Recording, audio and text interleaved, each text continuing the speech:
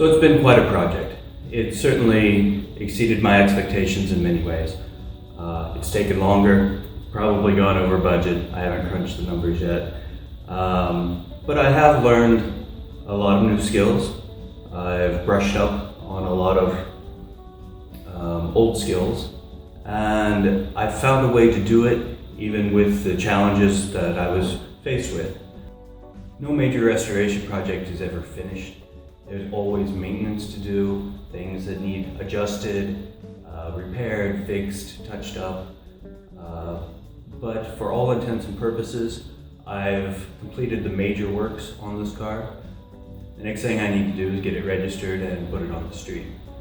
That might take a little bit longer.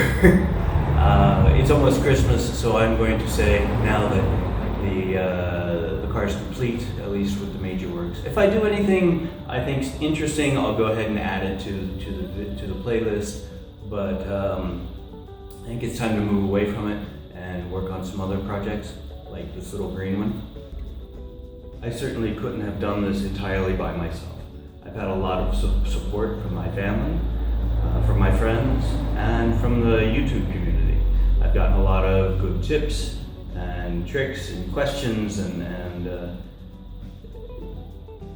that's been really one of the surprises of doing this and putting it out online is that there's a whole community of people that are interested in this sort of thing, and they've done similar things or are thinking about doing similar things, and offer their advice as well, which for the most part, I've found to be very, very, very helpful. So thank you to the YouTube community, thank you to my family, and for all the support that I've gotten. They say you don't own these cars, you're just looking after them for the next generation. At least I think they say that about Rolexes. I like that quote anyway. This car was probably destined to the dump. You know, they probably would have pulled the engine out and sold it, but everything else was pretty trash.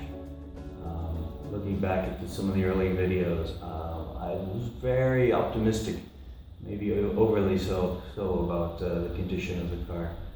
But as you can see, it can be restored. Something in that poor of condition can be restored, and it can be returned to a pretty high state. This car never is going to be concours. There just wasn't enough of it left to make it so. But it is going to be a fun car to drive. It will certainly turn some heads on the street. It might even win some prizes in some car shows. I don't know. That's not the reason I did it. The reason I did it was because I like making things better. And I've always had a love affair with these cars, starting with this one. And to see it improve over the course of time, it's kind of like when you have kids.